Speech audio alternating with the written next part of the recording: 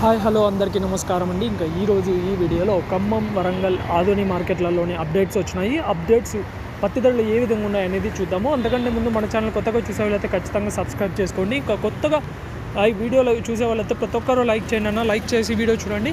ఇంకా ఈరోజు ముందుగా ఖమ్మం మార్కెట్లో ధరలు చూసుకున్నట్టయితే ఖమ్మం మార్కెట్లో మిర్చి ధరలు ఏ విధంగా ఉన్నాయి, పత్తి ధరలు ఏ విధంగా ఉన్నాయి అనేది ఒకసారి చూసుకున్నట్టయితే ఖమ్మం మార్కెట్లో ఈరోజు తేజ మిర్చి ధర 19,000 రూపాయలు అయితే పోయిందని చెప్పుకోవచ్చు.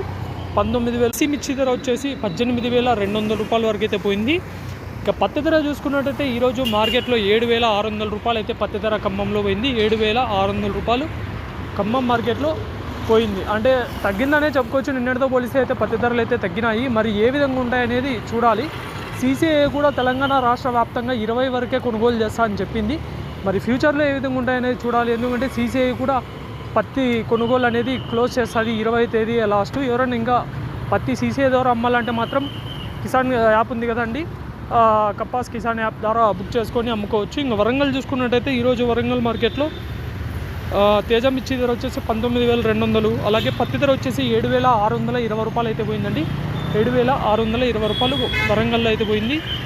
అలాగే ఆదోని విషయానికి వస్తే ఆదోని మార్కెట్లో కనిష్ట ధర ఈరోజు వచ్చేసి 4,420 రూపాయలు, మధ్య ధర 8,029 రూపాయలు, గరిష్ట ధర 8,478 రూపాయలు అయితే పోయిందండి. 8,478 రూపాయలు ఆదోని మార్కెట్లో.